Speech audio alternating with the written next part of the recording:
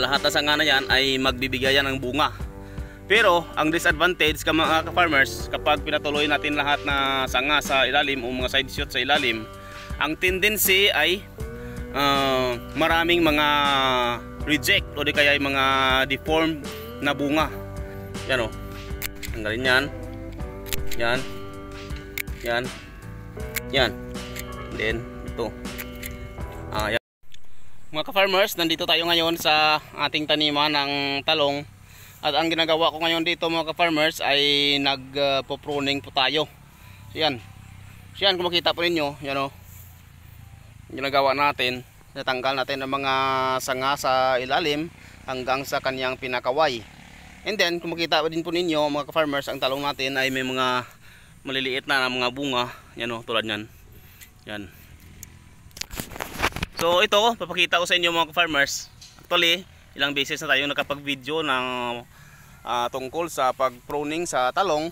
At dito, ang gagawin natin ay mag-Y pruning. Kasi ang pag-pruning sa talong, pwedeng top pruning, pwedeng Y pruning, o di kaya pwede ding walang pruning. Tulad dito, yan o, tulad yan. Kung gusto nyong patuloyin ang lahat na mga sanga, pwede, yan. Ang mga sanga na yan sa ilalim, patutuloyin nyo lahat. And then, lahat na sanga na yan ay magbibigay yan ng bunga. Pero, ang disadvantage ka mga ka-farmers, kapag pinatuloy natin lahat na sanga sa ilalim o mga side shoot sa ilalim, ang tendency ay maraming mga reject o di kaya mga deformed na bunga. Yung mga baliko, and then mga bunga niya ay hindi uniform. Pero kapag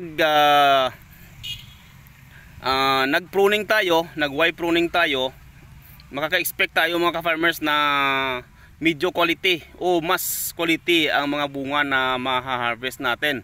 Kasi ang rationale dyan, ang lahat ng mga ibinibigay natin na mga na abono at mga foliar ay mapupunta lahat dito sa bunga sa itaas. Wala nang kahati ang mga bunga ng talong natin sa itaas.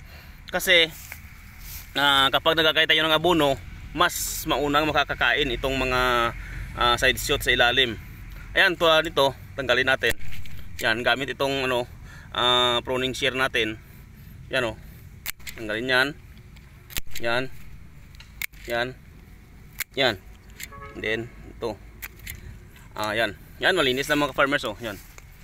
Huwag tayong mga farmers, huwag tayong maghinayang na tanggalin 'yan. Kasi nagkahabol tayo ng magandang quality ng bunga. Sa mga ibang mga farmers, marami ang hindi nag-observe ng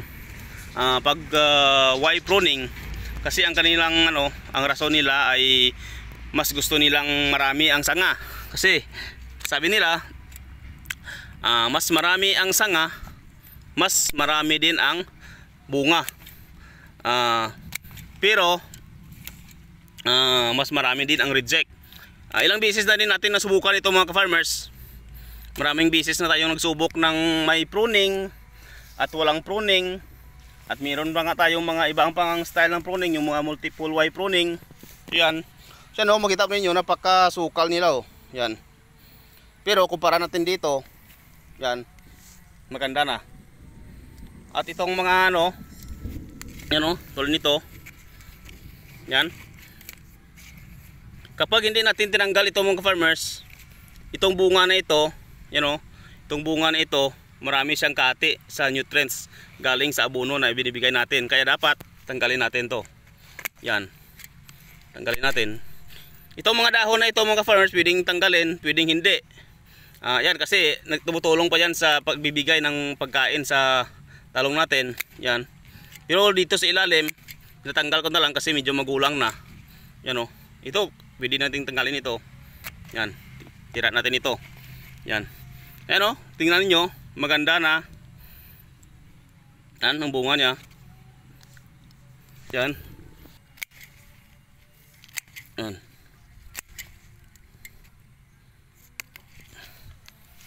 Yan mga ka-farmers, maganda na sila tingnan.